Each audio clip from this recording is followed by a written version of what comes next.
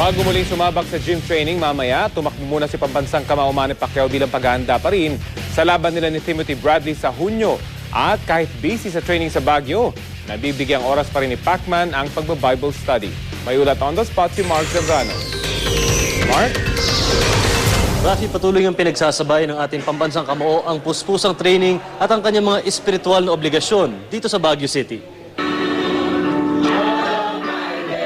Mula nang mag-umpisa ang training ni Manny Pacquiao dito sa Baguio City, gabi-gabi ay nagsasagawa siya ng Bible study kasama ang buong Team Pacquiao. Kagabi, bagamat kakatapos na ng unang araw ng sparring, ay hindi pa rin ito nagmintis sa pagpapapuri sa Diyos. Sa unang araw ng sparring kahapon, pinabilib ni Pacquiao hindi lang si Coach Freddie Roach, kundi ang lahat na nakasaksi kung paano pinaulanan ng suntok ni Pacman ang Russian sparmate niyang si Ruslan Provodnikov. 4 na round sa sparring ang ginawa ng dalawa at naging mahigpit ang seguridad dito sa Shape Up Boxing Gym.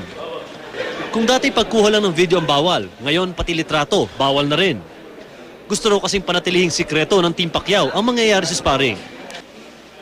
I'd like to see him off the ropes a little bit more and just, I think he's saving it a little bit too long because that will give a strong, aggressive guy like Bradley or the Russian Ruslan, that'll give them a little bit of a chance to land a big shot, and I want Manny more in the middle of the ring. Ayos, maganda yung style niya katulad kay Bradley. Rafi, pasadong alas 6 ng umaga kanina nang tumakbo ang ating pambansang kamao sa maburol na Santa Lucia Village dito sa Baguio City kasama ang kanyang Russian sparmate na si Ruslan Provodnikov. Mamayang pasado alas 2 ng hapon naman ay mag-uumpisa muli ang kanilang gym training. Rafi? Maraming salamat, Mark Zambrano.